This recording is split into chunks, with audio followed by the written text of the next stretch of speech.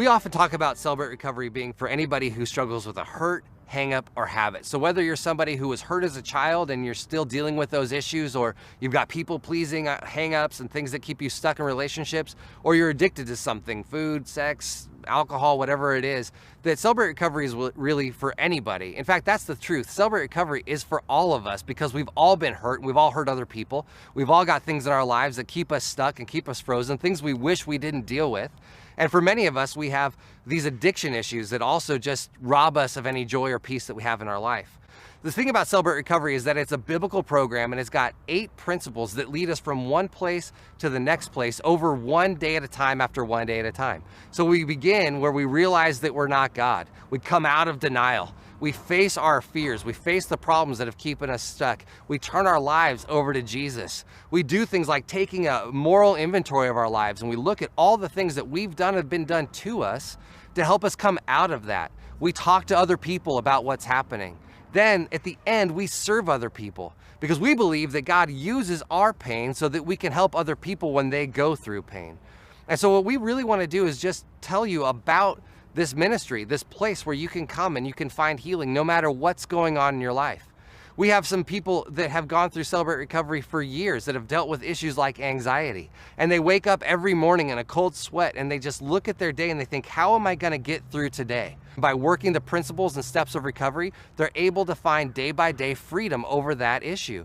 We have other people who are severely depressed and they also need to find a way out. There's people like me who struggle with anxiety and am a recovering alcoholic. And I know that when I'm hurting, I medicate.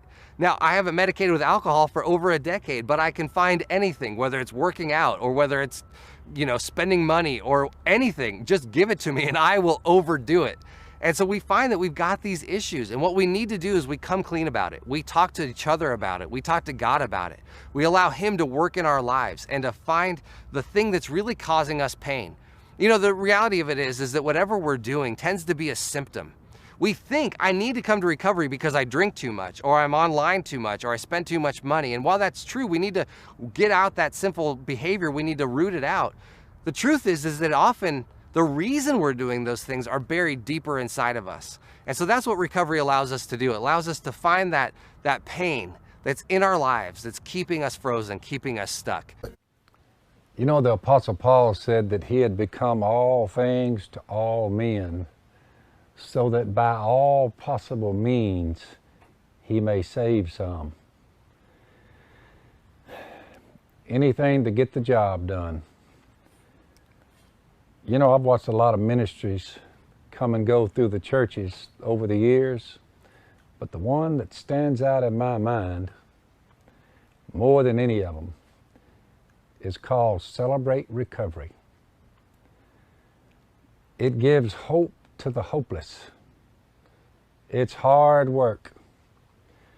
Takes a lot of dedication, long hours, sitting down with your neighbor that bad times have fallen upon him, most of the time brought upon him by himself with the help of the evil one.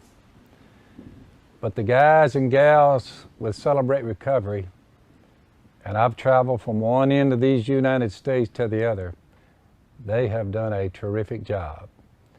When I go to a church and speak, and I know that there's a Celebrate Recovery there, it makes me happy, happy, happy to be there. I'm Phil Robertson with Duck Dynasty, and I'm behind you, Celebrate Recovery. Good work. God's with you. So am I. Hi, my name is Mallory. I'm a grateful believer and I struggle with drug addiction. Hi, my name is Matt. I'm a grateful believer. I struggle with sexual addiction and pot addiction. Hi, my name is Rick. I'm a grateful believer and I struggle with medicating my feelings through food and through drugs. Hi, my name is Carol. I'm a believer who struggles with control. I'm Eloise. I'm a grateful believer in Jesus Christ. I struggle with love and relationship addiction and codependency in relationship with a sexually addicted man. My name is Brett. I'm a grateful believer in Jesus Christ. I'm in recovery for an addiction to alcohol and cocaine. Hi, my name's Alan. I'm a believer who struggles with approval seeking and sexual addiction. I'm Greg. I'm a grateful believer and I'm struggling with relationship addiction. The first time I came to Celebrate Recovery, I so didn't want to be here. I knew I had a problem. I had hit a low in my life, but my pattern has always been to run away and to hide from my problems. They were sharing all the things that I had been using alcohol to cover up my whole life. I ran into a lot of finger pointing and judgment in my life, and when I finally came to Celebrate Recovery, I realized that this was a safe place and I wasn't going to be subject to that here. First time I came to Celebrate Recovery, I wanted to puke. I was just so afraid, so nervous, so concerned that I would be judged. I was really just trying to convince my wife to stay with me. I felt that I was naked, that everyone could see my scars and see my hurts and see my stuff, and I didn't let anybody see that stuff.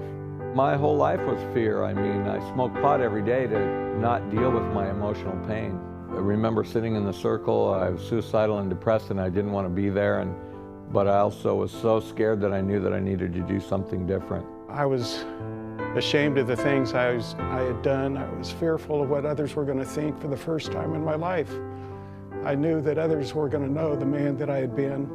I was so afraid that I was going to lose my marriage, and I knew I had to be here at Celebrate Recovery. I am flawed, ultimately, but I don't have to be stuck. Well, the big difference is I get to be me again, you know? I no longer have to, you know, fake it, drinking during the week and then going to church on Sundays. I mean, because that's really what I was doing. I can talk about what I want, what I need, and what I feel without having to control and manage everything around me. I don't let my life lead me. I lead my life. God loves me the way that I am, but He loves me too much to let me stay where I'm at. I don't try to fix people anymore. I don't play God. I used to love playing God, and I really thought I was good at it, but it doesn't work. I lived a lot of my life in a lie, and now I was like living in truth. What I'd love to tell a newcomer is try it for 6 weeks. That's what I do. There are people here that love me the way I was, and they promised that if I didn't like it, they'd give me my misery back. Jump in, your freedom is waiting on the other side. Sitting in these chairs in our circles is life-changing.